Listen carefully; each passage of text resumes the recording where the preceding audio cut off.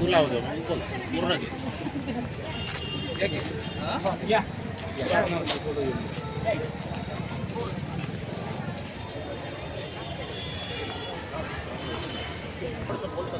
Driver कंडक्टरला phone करतो पण सत्कार जरा मग. आज पाणी फाउंडेशनच्या वतीने आणि कृषी विभागाच्या वतीने महाराष्ट्र शासनाने जो निर्णय घेतला आहे, शेतकऱ्यांची आत्महत्या थांबवण्यासाठी महिला गटाकडून पुरुषाकडून शेतीचं तंत्रज्ञान देण्यासाठी आणि शेतीवर आपण जगू शकतो आणि देशाला पोसू शकतो शेतकरी, आणि ते काम शेतकऱ्यांचं चालू आहे.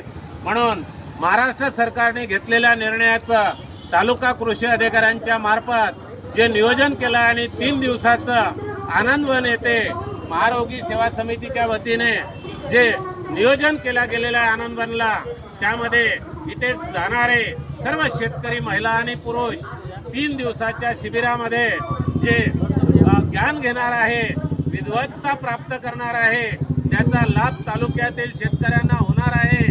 आणि खरोखरच प्रामाणिकपणे सर्वांनी जर ज्ञान घेतलं, आपलं पाऊण पण न करता पूर्ण वेळ 3 दिवस शेतकऱ्यासाठी जर दिला तरी फार मोठा न्याय मिळतील. निसर्गाच्या कोपापासून आणि सर्व दृष्टीने शेतकरी सध्या फार वाईट परिस्थितीमध्ये आहे आणि आत्महत्येचं प्रमाण वाढलेलं आहे.